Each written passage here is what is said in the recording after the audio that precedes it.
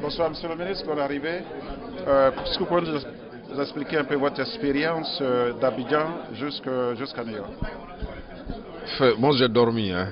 Il faut tout vous dire, moi j'ai dormi, mais c'était un vol agréable. De façon éthiopienne connue donc pour la qualité de service. On avait un bel avion, le service à bord, en tout cas nous sommes satisfaits donc de ce vol-là.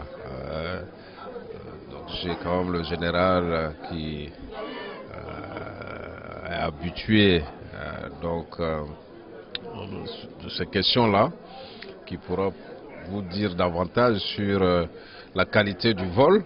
Mais en tout cas, moi en tant que passager, on a fait un très très beau vol.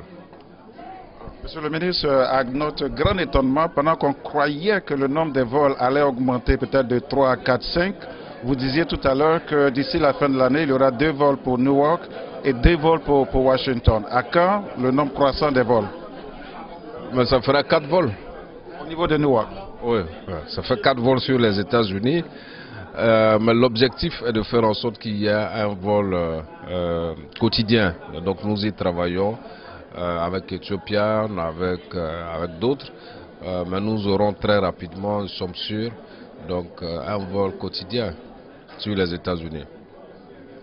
On peut garantir aujourd'hui au niveau des Ivoiriens la sécurité, la tranquillité, la paix quant à ces vols? Alors, la compagnie éthiopienne a 70 ans, au moins, d'existence. En 70 ans, je ne sais pas quand remontent les derniers incidents graves, c'est la première compagnie en Afrique, une compagnie de référence mondiale qui est reconnue donc de partout. Je pourrais vous dire que à cause du sérieux d'Ethiopian, donc la recertification donc de l'aéroport s'est accélérée. 4 jours seulement après que nous ayons saisi donc les autorités américaines, elles étaient à Abidjan. Et au lieu de 90 jours pour nous notifier donc la certification, cela a été fait en quelques semaines. Donc c'est une compagnie de référence, c'est la première compagnie africaine. Donc avec Air Côte d'Ivoire justement nous travaillons pour bénéficier aussi donc de cette force-là. Donc d'Ethiopian, le général l'a dit tout à l'heure, certains de nos avions sont maintenus donc par la compagnie éthiopienne. Donc nous n'avons aucune crainte, on a des spécialistes, que ce soit aux États-Unis ou en Côte d'Ivoire, qui travaillent sur les questions de sûreté. Donc c'est une compagnie qui est sûre, qui a 70 ans. Je ne sais pas si vous vous souvenez de quand est-ce qu'il y a eu un incident donc, majeur donc, en termes d'aviation avec Ethiopian. Monsieur le ministre, la dernière question. Il est de tradition aujourd'hui, de coutume pour les Ivoiriens de passer par l'Europe avant d'arriver en Côte d'Ivoire. Alors quel est le message aujourd'hui solennel que vous voulez bien lancer à ces Ivoiriens, de sorte à pouvoir comprendre que Ethiopian Airlines est aujourd'hui le bien fondé, le bien-être et surtout l'Aquaba et le welcome des Ivoiriens en Côte d'Ivoire en si peu de temps? En tant que membre du gouvernement, je n'irai pas jusque-là. Nous avons travaillé pour avoir une liaison sûre, pour avoir une liaison régulière.